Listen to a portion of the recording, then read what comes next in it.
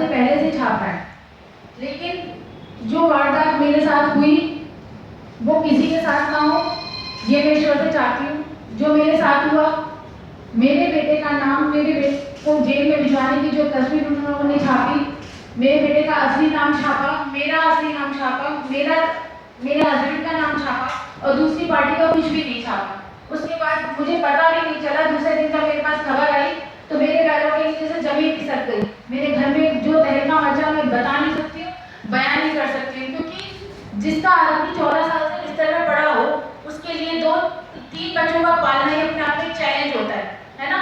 उसको पता होता है कि किस तरीके से फील्ड में क्या महिलाओं के लिए उत्पीड़न होते हैं। उसके ऊपर एक इतना बड़ा उत्पीड़न कि उसके चरित्र का हनन करना, बिना सोचे समझे किसी पर भी उंगली उठाना। आईएनएस ने मेरे साथ किया। मैं दैनिक जागरण, जब मुझे पता चला, मैं अपने बेटे को लेकर वहाँ गई। मैंने वहाँ पे पूछा कि ये खबर किसने छापी है। वो लड़का आके मेरे सामने बैठ गया। मुश्किल से 23 या 22 साल का लड़का था।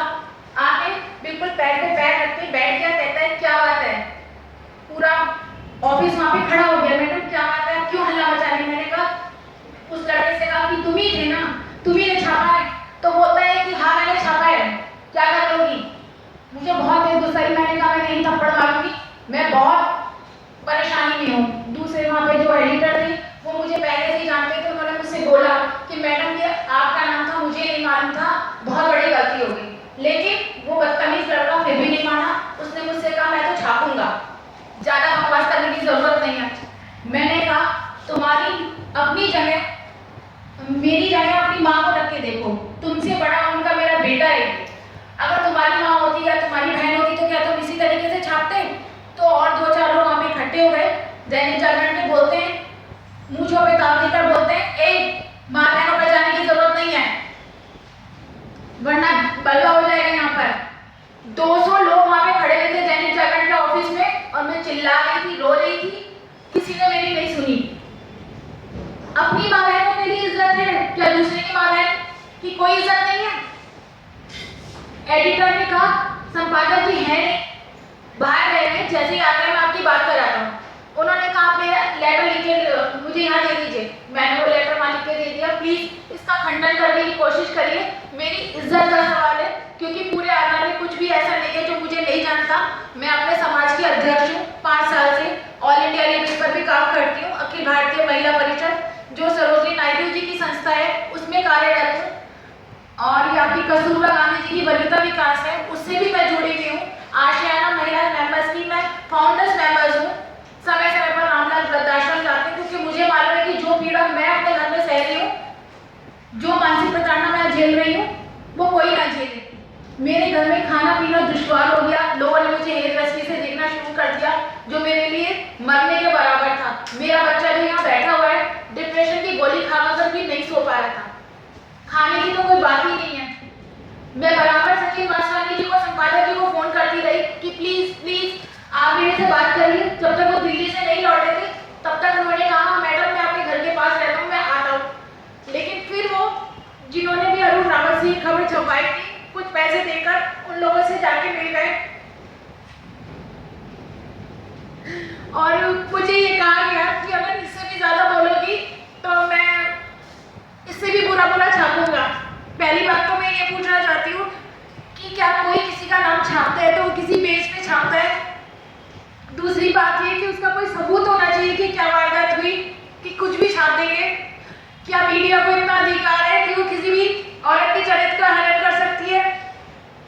तीसरी बात ये, जब उन्होंने मेरी नहीं सुनी, मेरे हस्बैंड चरित्र फिर नहीं पाते, मेरे दिमाग में जुनून था, पागलपन सा था कि मैं क्या करूँ। शादी के लायक मेरा बेटा है, 24 साल की लड़की मेरी मुंबई में काम करती है, वो भी शादी लायक है। मैं क्या करूँगी, कैसे करूँगी। सबने मुझसे अपना पीछा छुड़ा लिया। ससुराल वालों ने मुझसे पूछा तक नहीं, मैके वालों ने पूछा तक नहीं। अकेली पड़ गई मैं।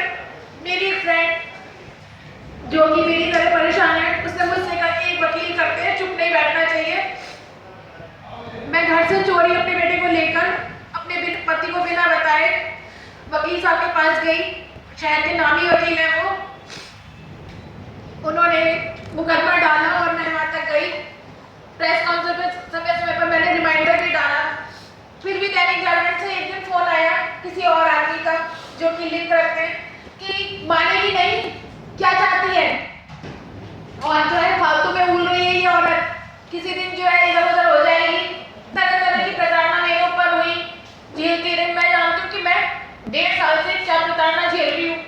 मैंने अपने समाज के लोगों को अपने ऊपर, जो कि हमारे जरूरी नहीं है सब हमारे फेवर में ही बोले, कुछ हमारे विरुद्ध भी होते हैं, उनको मौका नहीं दिया मेरे ऊपर हमला करने का। उन्होंने पूरी कोशिश करी कि समाज से मेरा हनन हो जाए, लेकिन फिर भी कुछ लोग थे जो मेरे साथ खड़े हुए थे, उन्हीं की बदौलत मैं आज यहाँ बैठी हुई हूँ।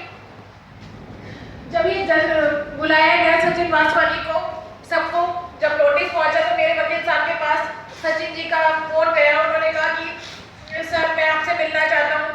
मेरे वकील साहब ने कहा कि देखिए आपको जो बात करनी है आप मिसेस भार्गव से करिए, मेरे से बात करने का कोई मतलब नहीं है, मैं उनका वकील हूँ।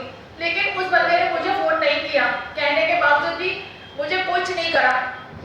समय समय पर अभी मेरा मई में रोटरी का इंटरनेशनल का सेमिनार था 3 दिन का, मैं वहां पर गई, सारी मीडिया वहां पे थी, वो मेरी कवरेज तो जरूर करती थी, लेकिन मुझे इस दृष्टि से देखती थी जैसे पता नहीं मैंने क्या पाप कर डाला है कि मैं बता नहीं सकती। जिस दृष्टि से देखती थी, शायद अगर मेरे 3 बच्चे नहीं होते तो शायद मैं मर गई होती।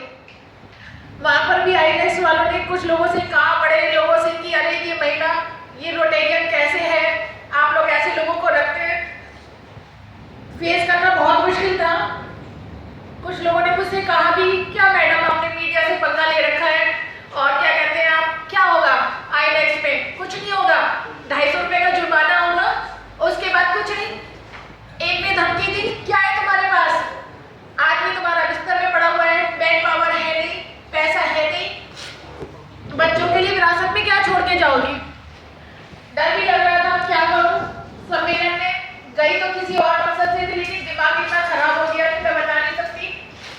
फिर प्रेस काउंसिल में मैंने दोबारा रिमाइंडर डाला, बुलाया गया मुझे वहां पर, जहाँ पे सचिन वासवानी के नहीं पहुंचे। 2 वकील आए और एक ब्लैक पेपर सा लेकर कहने लगे, देखिए ये थाने में ये हुआ था, वो हुआ था। मैंने कहा मैं यहाँ बैठी हूँ, मैं यहीं से डीआईजी मैम को फोन मिलाऊंगी, क्योंकि डीआईजी मैम के साथ मेरी अभी तस्वीर खींची थी मदर्स डे पर, बेस्ट मदर के लिए। तो मैंने कहा मैं यहीं से मिलाती हूँ, क्योंकि मैं सब कुछ खंगालने के बाद मैं बैठी हूँ और सच्चाई से बैठी हूँ, झूठ का कोई पैमाना नहीं है। वो कुछ नहीं बोल पाए। प्रेस काउंसिल में लोगों की काफी निंदा हुई, फिर भी मेरा जो है जजमेंट नहीं आया। रात दिन बस एक ही तकलीफ लगी रहती थी कि जजमेंट क्या होगा, जजमेंट क्या होगा। मैंने लोकल स्तर पर मीडिया के लोगों से पता करने की कोशिश करी, उन लोगों ने कहा कुछ नहीं होगा, प्रेस काउंसिल में कुछ नहीं होता, क्या होगा? तो बात तुमने अपना नाम बदनाम कर लिया है, कोई बात नहीं। अब 1 महीने बाद जजमेंट आया, मैंने अपने वकील साहब को दिखाया, मैंने दावा नहीं कराया। जैसे ही मैंने ये यशवंत भाई जी को बताया कि भैया ये ऐसे ऐसे जजमेंट आ गया है, आप इसको देखिए, उन्होंने निकालने के बाद तब भी उस व्यक्ति की जू नहीं रही कि मैं अब माफी मांग लूं। 36 साल का या 30 साल का वो लड़का है, मैं उसकी मां के बराबर हूँ। मैंने लोगों से बहुत करवाने की कोशिश करी। सेमिनार में जब वो लोग मुझे मिले तो कहते हैं हमने तो खंडन निकाल दिया था। मैंने कहा खंडन निकाल दिया? हमें तो पता ही नहीं। एक लड़का बोलते हमने तो नवंबर में ही खंडन निकाल दिया। मैंने कि खंडन अगर निकाला था तो आपको मुझे खबर करनी चाहिए थी कि हमने आपके लिए खंडन निकाला है। उसी दिन एक मैसेज मेरे पास आया जिसमें कोई खंडन नहीं था। मैं आप लोगों से पूछती हूँ खंडन का मतलब क्या होता है? मैं तो खैर इतनी मीडिया को नहीं जानती, लेकिन इतना तो जानती हूँ कि खंडन का या क्षमा का मतलब क्या होता है। उन्होंने निकाला।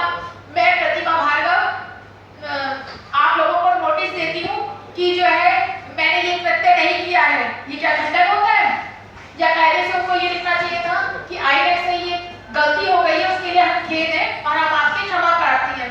मैं क्या अपने समाज में क्या ये जाके दिखाऊंगी कि प्रतिमा भार्गव का ये नोटिस है? कुछ नहीं। अभी जब ये इन्विटेशन व्हाट्सएप पे पड़ा, फेसबुक पे पड़ा, तो 2 दिन से ऐसे लोगों के दबाव मेरे पर आने लगे कि मैं आपको बता नहीं सकती हूँ। एक पेपर वाली मुझसे कहती है कि देखिए 2 दिन का टाइम है आपके पास, क्यों अपने चरित्र का हनन फिर से कराना चाह रही हैं? क्या होगा? डेस्क वाला तो चला गया, जजमेंट आपके हक पे हो गया, आपने खुशी बना ली, अब क्या करोगी आप? क्यों मीडिया से पंगा ले रही हो? आगे में कोई पूछेगा नहीं, रहने लायक नहीं रहोगी।